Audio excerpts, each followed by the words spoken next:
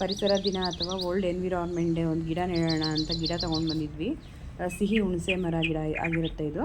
So ಇದನ್ನ ಅಗಿಬೇಕು, ಅಗದನ್ನು ನೆಡಬೇಕು ಅನ್ನೋ ಟೈಮಲ್ಲಿ ಇವನು ನೋಡಿಬಿಟ್ಟು ನಾನು ಮಾಡಬೇಕು ಇದೇ ರೀತಿ ಅಂತ ಗಲಾಟೆ ಮಾಡಿ ಈಸ್ಕೊಂಡಿದ್ದಾನೆ ಈ ಗುದ್ಲಿನ. ಸೊ ನೋಡಿ ಹೇಗೆ ಅಗಿತಾ ಇದ್ದಾನೆ, ತುಂಬ ಕ್ಯೂಟಾಗಿ ಅನಿಸುತ್ತೆ.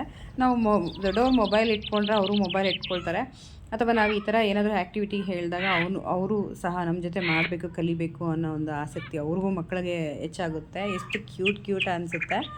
ಅವರಪ್ಪ ಈ ಥರ ಮಾಡ್ತಾ ಇರುವಾಗ ಅವನು ಗಲಾಟೆ ಮಾಡಿ ಅದು ಗುದ್ಲಿನ ಈಸ್ಕೊಂಡು ಈ ಥರ ಸ್ವಲ್ಪ ತೆಗ್ದಿದ್ದಾನೆ ಅವನು ಪಾಪ. ತುಂಬಾ ಕ್ಯೂಟ್ ಅನಿಸುತ್ತೆ. ಅವರಪ್ಪನ ಜೊತೆ ಅವನು ಸಹ ನಾನು ಬರಬೇಕು ಈ ಥರ ನೆಡಬೇಕು ಅಂತ ಅವನು ಸಹ ನೆಡ್ತಾ ಇದ್ದಾನೆ. ಇಬ್ಬರು ಸೇರಿ ನೋಡಿ ಎಷ್ಟು ಕ್ಯೂಟ್ ಅನಿಸುತ್ತೆ.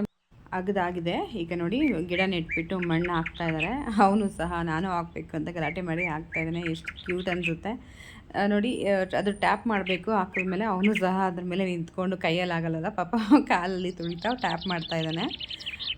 ಅಷ್ಟು ಒಂದು ಒಳ್ಳೆ ಫೋಸ್ ಕೂಡ ಸಹ ಕೊಡ್ತಾ ಇದ್ದಾನೆ. ಚೆನ್ನಾಗಿದೆ ಕ್ಯೂಟಾಗಿ ನೋಡಿ. ಲಾಸ್ಟಲ್ಲಿ ನೀರು ಸಹ ಹಾಕ್ತಾ ಇದ್ದಾನೆ ಅವನು.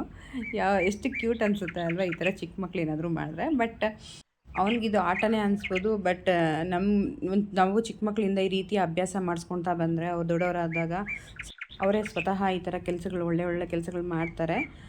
ಗಿಡವಾಗಿ ಬಗ್ಗದು ಮರವಾಗಿ ಬಗ್ಗಿತೆ ಅಂತ ಗಾದೆನೇ ಇದೆ. ಸೊ ನಾವು ಚಿಕ್ಕ ಮಕ್ಕಳಿಂದ ಈ ರೀತಿ ಒಂದೊಂದೇ ಒಳ್ಳೊಳ್ಳೆ ಕೆಲಸಗಳು ಕಳಿಸ್ತಾ ಹೋದರೆ ಅವರು ಕಲಿತಾ ಹೋಗ್ತಾರೆ. ಅದನ್ನೇ ಒಳ್ಳೆ ಗುಣಗಳನ್ನ ಬೆಳೆಸ್ಕೊಳ್ತಾನೂ ಹೋಗ್ತಾರೆ. ನಿಮ್ಮ ಮನೆಗಳಲ್ಲೂ ಇದೇ ಥರ ಆಟ ಆಡ್ತಾರಾ ಅಥವಾ ಏನು ಅಂತ ಕಮೆಂಟ್ ಮಾಡಿ.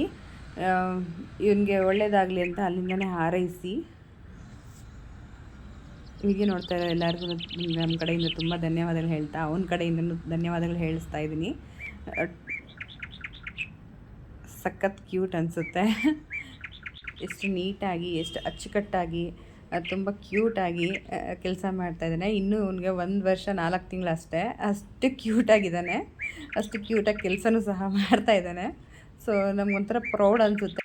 ನೆಕ್ಸ್ಟ್ ವಿಡಿಯೋದಲ್ಲಿ ಸಿಗೋಣ. ಅಲ್ಲಿ ತನಕ ಬಾಯ್.